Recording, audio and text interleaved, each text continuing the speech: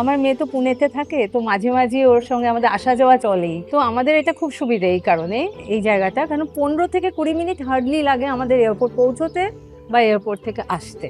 আমি ইনফ্যাক্ট যে জায়গাটা আমি চুজ করে, যে ফ্ল্যাটটা চুজ করেছি, ওখান থেকে একটা অ্যাম্পল, মানে খুব খুব সুন্দর একটা ওয়াটার বডি, যার মানে কোনো শেষ নেই, এইরকম একটা ব্যাপার আমার ফিল হয়েছে।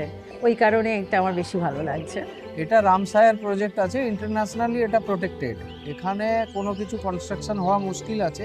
আরও একটা ব্যাপার হচ্ছে যে, যেটা আমি দেখলাম ওখানে ব্রোচারে, IGBC pre certified gold gold project. Project. আমি যখন প্রথম এই সফট লঞ্চের পরে যে এটাকে বলে ডিজাইনটা আমার রুমে, তো আমার বাস্তু কমপ্লায়েন্ট আছে, ঠিক আছে, ওটা একটা আমি প্রথমেই দেখে নিয়েছি।